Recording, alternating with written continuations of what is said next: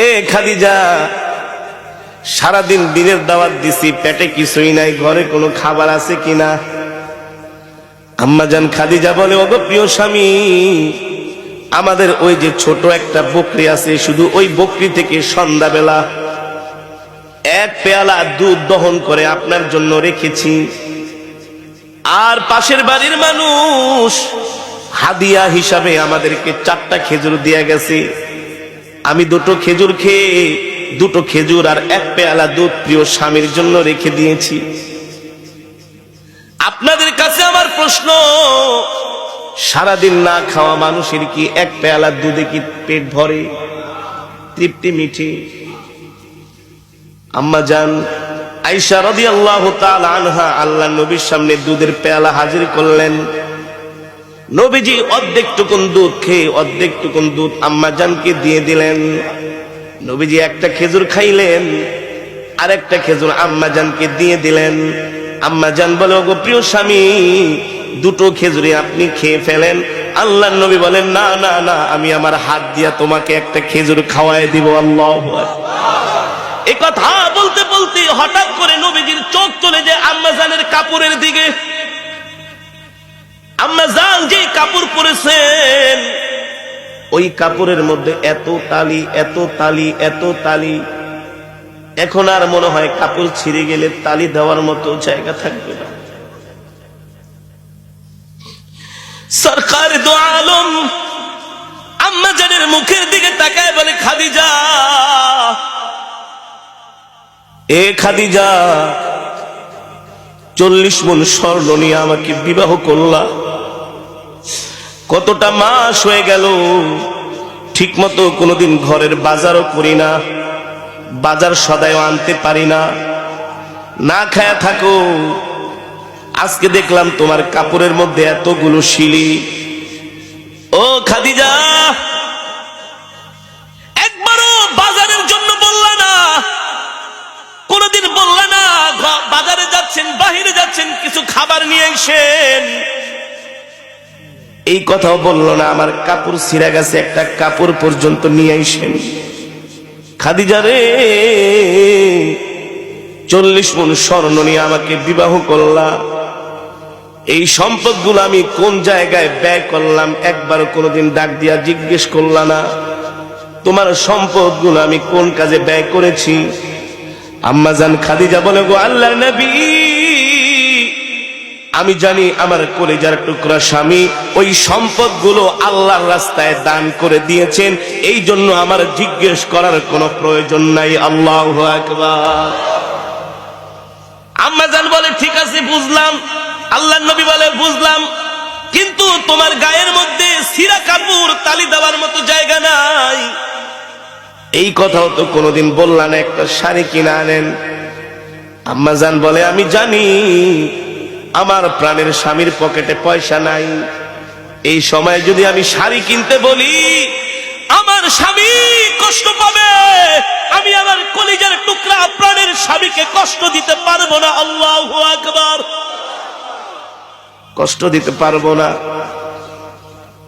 এই কথাগুলো আসমান থেকে আমার আল্লাহ শুনতেছে। আর জোরে বলেন সুবহানাল্লাহ। কে শুনতেছে? আরশে আজিম থেকে আল্লাহ তাআলা শুনতেছেন হযরতে খাদিজার কথাগুলো। আম্মাজান খাদিজা বলে, গো আল্লাহর নবী, আপনার কাছে আমি 3টা জিনিস চাইবো, আপনি দিবেন কি দিবেন না বলেন।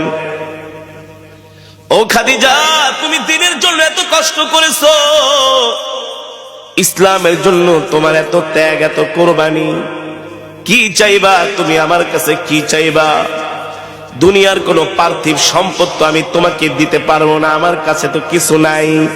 আম্মাজান খাদিজা বলে, আমি দুনিয়ার কোন সম্পদ চাইবো না, কিন্তু একটা জিনিস আপনার কাছে আমি একটা বিষয় আবদার করব, আপনি আমার আবদারগুলো রাখবেন কিনা, আপনি আমার আশাগুলো পূরণ করবেন কিনা। আল্লাহ নবী বললেন, ও খাদিজা, কি আশা করবা? আমার কাছে তুমি কি চাও বলো।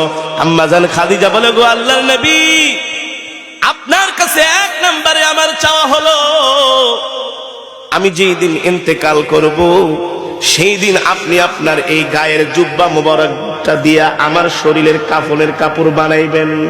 বাজার থেকে কাফনের কাপড় কিনবেন না।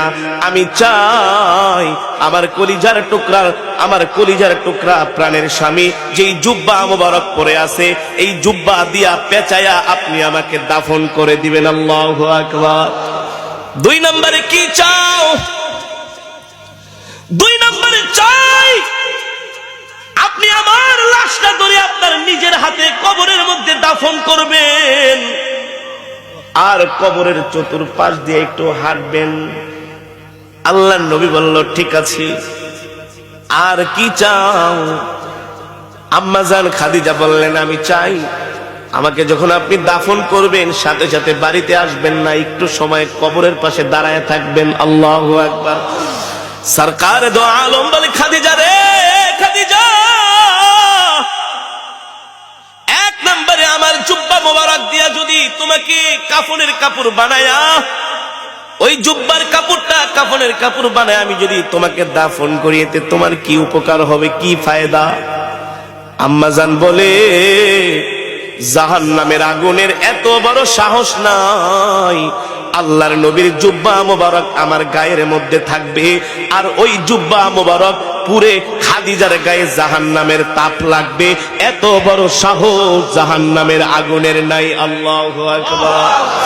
2 নম্বরে, খাদিজা তুমি আমাকে কবরের মধ্যে নিজের হাতে রাখতে বললা আর একটু হাঁটতে বললা, কারণ কি? আম্মা জান খাদিজা বলে, গো আল্লাহর নবী, কোন কারণে যদি আমি কবরে ধরা খেয়ে যাই, কবরের মাটির এত বড় সাহস নাই। আল্লাহর নবী যে মাটির চতুর্পাশ দিয়ে হাঁটছে, ওই কবরের মাটি আমাকে ভেদ করে 2-4 দিক থেকে আমাকে কবর চাপা দিবে। যেই জায়গায় আল্লাহর নবীর পা মোবারক পড়েছে, ওই মোবারক পা মোবারকের জায়গা ভেদ করে মাটি এক পাশ থেকে আরেক পাশে যাবে, আরেক পাশ থেকে আরেক পাশে যাবে। এত বড় সাহস কবরের মাটির কোনোদিন হতে পারে না। আল্লাহু আকবার। 3 নম্বরে, তুমি আমাকে বললা আমি কিছুক্ষণ কবরের পাশে দাঁড়ায় থাকবো।